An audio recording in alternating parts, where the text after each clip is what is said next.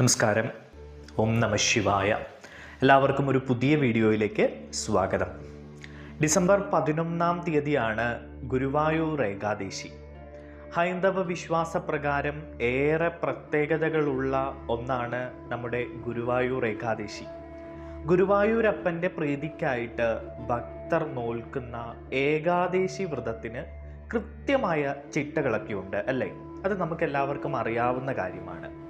ജ്യോതിഷപ്രകാരവും പല പ്രത്യേകതകളും ഏകാദശി വ്രതത്തിന് ഉണ്ട്. ചില നാളുകാർക്ക് ഈ വ്രതം വിശേഷപ്പെട്ട ചില ഫലങ്ങൾ നൽകുന്ന ഒന്നാണ്. ഏതെല്ലാം നാളുകാർക്കാണ് ഈ നല്ല ഫലം ഏകാദശിയോടനുബന്ധിച്ച് വന്നു ചേരുന്നത് എന്നാണ് നമ്മൾ ഇന്നത്തെ വീഡിയോയിലൂടെ നോക്കാൻ പോകുന്നത്. ഇതിൽ ആദ്യത്തെ നക്ഷത്രം മൂലം നക്ഷത്രമാണ്. ഇവർക്ക് ഈ ഗുരുവായൂർ ഏകാദശി നാളിൽ കൃഷ്ണക്ഷേത്രത്തിൽ പോയി പ്രാർത്ഥിച്ചാൽ ബലം കൂടുതൽ ലഭിക്കും. ഇവരുടെ ജീവിതത്തിലെ ആരും തുണയില്ലാത്ത ഇപ്പോഴത്തെ അവസ്ഥകൾക്ക് മാറ്റമുണ്ടാകുന്ന സമയമാണ് ഈ ഗുരുവായൂർ ഏകാദശിയോടുകൂടി വരുന്നത്. ഏകാദശിയോടെ നല്ല കാലം ഇവർക്ക് വന്നു ചേരും. ഏകാദശി വ്രതമൊക്കെ നോൽക്കാൻ കഴിയുന്നവർ ചിട്ടയോടുകൂടി വ്രതം നോൽക്കുക, കൃഷ്ണനെ ഭജിക്കുക, ഗുരുവായൂരപ്പ സ്തുതികളൊക്കെ പാടുക.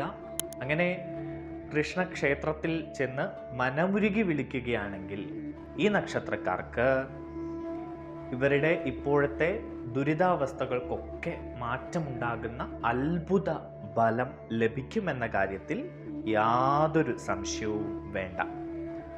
അടുത്തത് ചതയം നക്ഷത്രമാണ്. ഇവർക്ക് ജീവിതത്തിൽ എന്ത് നേടണം എന്ന് കരുതി ആഗ്രഹിച്ച് ഇറങ്ങിയാലും അത് നേടാൻ കഴിയാത്തൊരവസ്ഥയാണ് ഇപ്പോൾ. എന്തിനു വേണ്ടി ഇറങ്ങിയാലും അതിനൊക്കെ ഒരു തടസ്സമുണ്ട്. കാര്യങ്ങളൊന്നും അങ്ങ് ശരിയാകുന്നില്ല. എന്നാൽ ഏകാദശി വ്രതം നോറ്റ് ശ്രീകൃഷ്ണ ക്ഷേത്രത്തിൽ പോയി പ്രാർത്ഥിക്കൂ ചതയം നക്ഷത്രക്കാര്. നിങ്ങൾക്ക് ദോഷകാലം മാറി ഏകാദശിയോടുകൂടി നിങ്ങൾക്ക് നല്ല ഫലം വന്നു ചേരുന്ന അനുഭവങ്ങൾ ഉണ്ടാകും. നിങ്ങൾക്ക് കൃഷ്ണൻ്റെ അനുഗ്രഹം ഉണ്ടാകും. ഇത്രനാളും നിങ്ങൾ അനുഭവിച്ച ദുരിതവും കഷ്ടപ്പാടുകളുമൊക്കെ മാറി വലിയൊരു സമ്പന്നതയുടെ അനുഭവം നിങ്ങൾക്ക് ലഭിക്കും. അടുത്തത് രേവതി നക്ഷത്രമാണ്. ഈ നാളുകാർക്ക് അല്പം ശ്രദ്ധിക്കേണ്ട ഒരു അവസ്ഥയാണ് ഇപ്പോഴുള്ളത്. ധാരാളം സങ്കടങ്ങളിൽ ഉള്ളിൽ ഒതുക്കി ജീവിക്കുന്ന ഒരവസ്ഥയാണ് രേവതി നക്ഷത്രക്കാർക്ക് ഇപ്പോൾ ഉള്ളത്. ഏകാദശിയോടെ ഈ കാലത്തിന് ഇവർക്ക് മാറ്റമുണ്ടാകും. ഇവരുടെ ദുഃഖ ദുരിതങ്ങൾക്കൊക്കെ മാറ്റമുണ്ടാകും. അതുകൊണ്ട് തന്നെ രേവതി നക്ഷത്രക്കാരും വ്രതം നോൽക്കുക, ഭഗവാനെ കണ്ട് തൊഴുക, ഗുണമുണ്ടാകും. അതുകൊണ്ട് രേവതി നക്ഷത്രക്കാർക്കും ഏകാദശി വ്രതം നോൽക്കുന്നതും ഭഗവാനെ ഭജിക്കുന്നതും ഒക്കെ നല്ല ഫലമാണ് ഉള്ളത്. അടുത്തത് വിശാഖം നക്ഷത്രമാണ്. ഏറെ മനപ്രയാസമുള്ള ഒരു സമയത്തിലൂടെയാണ് വിശാഖം നക്ഷത്രക്കാര് കടന്നു പോകുന്നത്. എല്ലാം ഉണ്ട് എങ്കിലും ഒന്നുമില്ലാത്ത ഒരവസ്ഥ. ഇവർ ഏകാദശി വ്രതം നോറ്റ് ശ്രീകൃഷ്ണ ക്ഷേത്രത്തിൽ ദർശനം നടത്തി ശ്രീകൃഷ്ണ പ്രീതി വരുത്തുന്നത് നല്ലതാണ്. ഇവരുടെ ഇപ്പോഴുള്ള എല്ലാ പ്രശ്നങ്ങളും മാറുകയും ആശങ്കകളും ആകുലതകളും ഒക്കെ മാറി നല്ല കാലം വരാനും ഭഗവാന്റെ അനുഗ്രഹം ലഭിക്കാനും ഏകാദശി വ്രതം നല്ലതാണ്. ഏകാദശിയോടുകൂടി ഇവരെ തേടി നല്ല കാലം വരുന്നു എന്ന് പറയാം. അടുത്ത നക്ഷത്രം അനിഴം നക്ഷത്രമാണ്. ഇവർ ജീവിതത്തെ പറ്റി മുന്നോട്ട് ആലോചിക്കുമ്പോൾ എന്ത് ചെയ്യണം എന്നറിയാത്ത അവസ്ഥയിലൂടെയാണ് കടന്നു പോകുന്നത്. കുറച്ച് നാളുകളായി അനിഴം നക്ഷത്രക്കാർക്ക് ദുരിതമാണ്, വേദനയാണ്, കടബാധ്യതകളാണ്, പ്രശ്നങ്ങളാണ്. അതിനൊക്കെ ഒരു മാറ്റം ഏകാദശിയോടുകൂടി ഉണ്ടാകും. ഏകാദശി കഴിയുന്നതോടെ നല്ല മാറ്റങ്ങൾ ഇവരുടെ ജീവിതത്തിൽ ഉണ്ടാകും എന്നാണ് കാണാൻ കഴിയുന്നത്. ജീവിതത്തിൽ ഐശ്വര്യവും സമൃദ്ധിയും ഉണ്ടാകും. അതുകൊണ്ട് അനിഴം നക്ഷത്രക്കാരും ഏകാദശി വ്രതം നോറ്റ് ഭഗവാനെ കണ്ട് മനമുരുകി പ്രാർത്ഥിച്ചോളൂ, നിങ്ങൾക്ക് ഫലം ഉറപ്പാണ്. അടുത്തത് പൂയം നക്ഷത്രമാണ്. പല കാര്യങ്ങളും ആഗ്രഹിച്ചിട്ട് നടക്കാത്ത അവസ്ഥയാണ് ഇപ്പോൾ ഇവർക്കുള്ളത്. വിചാരിച്ചിട്ട് ഇറങ്ങുന്ന കാര്യങ്ങൾ നടക്കാതെ പോകുന്ന അവസ്ഥയാണ്.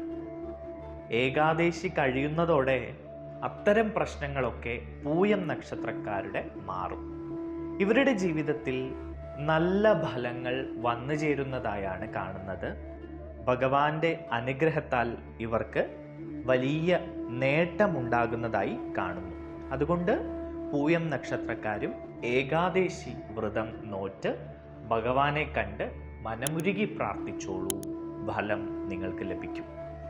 അടുത്തത് ആയുല്യം നക്ഷത്രമാണ്. ഇവർക്കിപ്പോൾ നല്ല സമയമല്ല. പല രീതിയിലുള്ള പ്രശ്നങ്ങളും ശത്രുദോഷവും ഒക്കെ ഇവരെ അലട്ടിക്കൊണ്ടിരിക്കുകയാണ്. ഇവർക്ക് ഇത്തരം ദോഷങ്ങളിൽ നിന്ന് മുക്തി നൽകുന്ന കാലമാണ് ഏകാദശിയോടുകൂടി വരുന്നത്.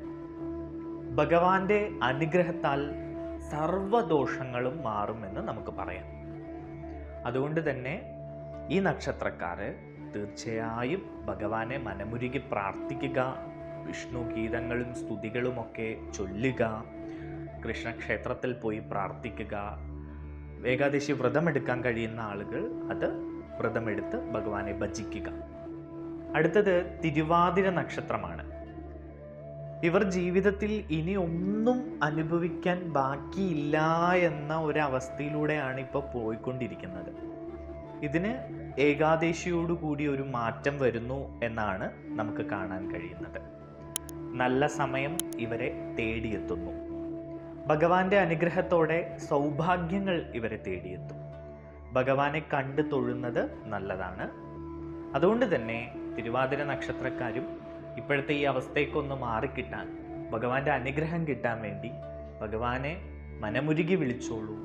ഏകാദശി വ്രതം എടുക്കാൻ കഴിയുന്നവർ ഏകാദശി വ്രതം എടുക്കുക, ഭഗവാന് തുളസിമാല ചാർത്തുക, വീട്ടിൽ വിളക്ക് വെക്കുക, പ്രാർത്ഥിക്കുക, അങ്ങനെയുള്ള കാര്യങ്ങളൊക്കെ ചെയ്യുക. ഭഗവാൻ തീർച്ചയായും കൈവിടില്ല. അടുത്തത് ഉത്രം നക്ഷത്രമാണ്. ഉത്രം നക്ഷത്രത്തെ പറ്റി പറയുകയാണെങ്കിൽ മനപ്രയാസം നിറഞ്ഞ ഒരു സമയത്തിലൂടെയാണ് ഈ നക്ഷത്രക്കാർ പോകുന്നത്. അതുകൊണ്ട് തന്നെ ഇതിന് മാറ്റം വരുന്ന ഒരു സമയമാണ് ഇനി വരുന്നത്. ഏകാദശിയോടുകൂടി ഇത്തരം കാര്യങ്ങൾക്കൊക്കെ മാറ്റമുണ്ടാകുന്നതായി കാണുന്നു. നല്ല കാലം ഇവരെ തേടിയെത്തുന്നു.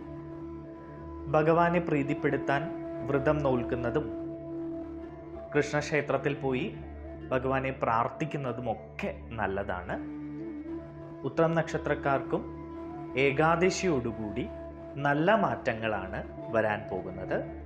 ജീവിതത്തിൽ ഉയർച്ച ഉണ്ടാകാൻ പോകുന്നു. ഇതുവരെ അനുഭവിച്ചു വന്ന ദോഷങ്ങളൊക്കെ മാറിക്കിട്ടും. അതുകൊണ്ട് ഭഗവാനെ ഭജിക്കുക. അപ്പോൾ ഈ പറഞ്ഞ ഇത്രയും നക്ഷത്രക്കാർക്ക് ഏകാദശിയോടുകൂടി വലിയ മാറ്റങ്ങൾ ഉണ്ടാവുകയാണ്. ഏകാദശി വ്രതം നോൽക്കുന്നതും ഭഗവാനെ ഭജിക്കുന്നതും ഭഗവാനെ കണ്ട് ക്ഷേത്രങ്ങളിൽ ചെന്ന് കണ്ട് പ്രാർത്ഥിക്കുന്നതുമൊക്കെ വളരെ ഉത്തമമാണ്. അതുകൊണ്ട് തീർച്ചയായിട്ടും ഈ പറഞ്ഞ നക്ഷത്രക്കാർ കഴിയുന്നവരൊക്കെ വ്രതം നോൽക്കുക, ഭഗവാനെ ഭജിക്കുക. ബാക്കി നക്ഷത്രക്കാർക്കൊന്നും മോശം അനുഭവമാണ് ഏകാദശിയോടുകൂടി ഉണ്ടാകുന്നത് എന്നല്ല പറഞ്ഞു വരുന്നത്. പക്ഷെ ഈ പറഞ്ഞ നക്ഷത്രക്കാർക്ക് ഏകാദശി വ്രതം നോറ്റ് ഭഗവാനെ ഭജിച്ചു കഴിഞ്ഞാൽ അവരിപ്പോൾ അനുഭവിക്കുന്ന കഷ്ടതകളും പ്രശ്നങ്ങളും ഒക്കെ അതിൻ്റെ കാഠിന്യമൊക്കെ ഒന്ന് കുറഞ്ഞു കിട്ടും. ഭഗവാന്റെ അനുഗ്രഹം ഉണ്ടാകും. തടസ്സങ്ങളൊക്കെ നീങ്ങി ജീവിതത്തിൽ ഒരു വഴി തെളിഞ്ഞ് കാണും. ഇപ്പോൾ നമ്മളൊക്കെ ഭയങ്കര ബുദ്ധിമുട്ടിൽ നിൽക്കുമ്പോൾ ഇനി അങ്ങോട്ട് ചിന്തിക്കാനേ വയ്യ. ഇനി എന്താണ് ജീവിതമെന്ന് ഒരു ചിന്തയുമില്ല. അത്രയും ദുരിതവും കഷ്ടപ്പാടും ഒക്കെ അനുഭവിച്ച് നിൽക്കുന്ന ആളുകളുണ്ടാകും. അപ്പോൾ അവരിലേക്കൊക്കെ ഒരു വെളിച്ചമാണ് ഏകാദശി എന്ന് പറയുന്നത്. മനമുരുകി പ്രാർത്ഥിക്കൂ കൃഷ്ണ ഭഗവാനെ. ഭഗവാൻ കൈവിടില്ല, കൂടെ തന്നെ ഉണ്ടാകും. അതുകൊണ്ട് തന്നെ ഏകാദശി വ്രതം നോൽക്കാൻ കഴിയുന്ന ഈ പറഞ്ഞ നക്ഷത്രക്കാർ മാത്രമല്ല, ബാക്കി എല്ലാ നക്ഷത്രക്കാരും കഴിയുന്ന ആളുകളൊക്കെ വ്രതം നോൽക്കുക. അന്ന് കൃഷ്ണക്ഷേത്ര ദർശനം നടക്കുക. ഭഗവാന് വീട്ടിൽ പൂജാമുറി ഉണ്ടെങ്കിൽ ചിത്രത്തിലോ വിഗ്രഹത്തിലോ ഒക്കെ തുളസിമാല ചാർത്തുക, ഭഗവാനെ ഭജിക്കുക. ഇങ്ങനെയൊക്കെ ചെയ്യുക. നമ്മളെ ബാധിച്ചിരിക്കുന്ന ദോഷങ്ങളും വേദനകളും ഒക്കെ മാറ്റിത്തരണേ ഭഗവാനെ, അനുഗ്രഹിക്കണേ, സമ്പൽ സമൃദ്ധി തരണേ എന്ന് പ്രാർത്ഥിക്കുക. അപ്പോൾ എല്ലാവർക്കും നല്ലത് വരട്ടെ. നമഃ ശിവായ.